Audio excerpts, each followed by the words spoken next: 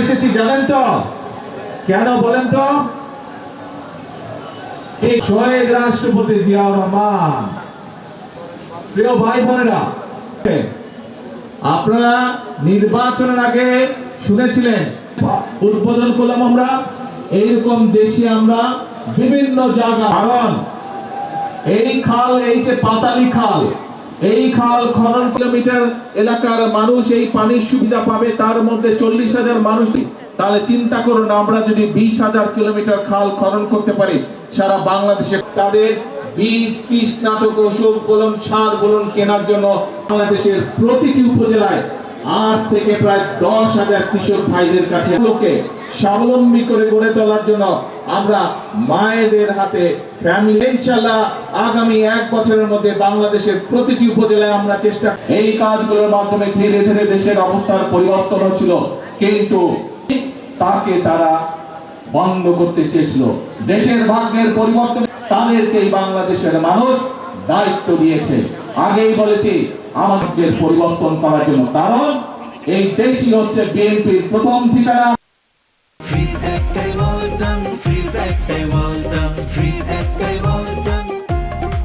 প্রথম বছর হিসাবে 5 কোটি গাছ সারা বাংলাদেশে রোপণ করা হবে।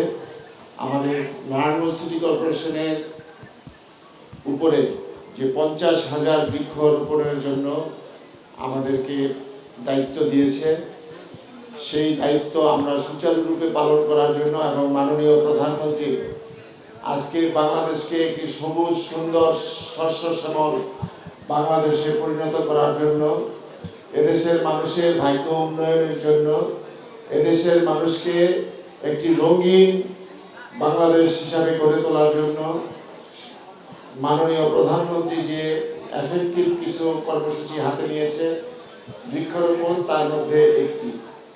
আমরা নারায়ণগঞ্জ সিটি কর্পোরেশন ইতিপূর্বে সিদ্ধান্ত নিয়েছি যে আমরা যে 50,000 গাছ রোপণ করব, সেই 50,000 গাছ যাতে সম্পূর্ণ গাছগুলো যাতে অক্ষত থাকে এবং তারা বেড়ে ওঠে, সেইভাবে আমরা এই গাছগুলো রোপণ করার জন্য চেষ্টা করব। এবং আমরা যেখানেই খাল খনন করব, প্রতিটা খালের পাড়ে যেমন তাল গাছ, খেজুর গাছ, চালতা গাছ, তারপরে আপনার এই যে নারিকেল গাছ, তারপরে ওই যে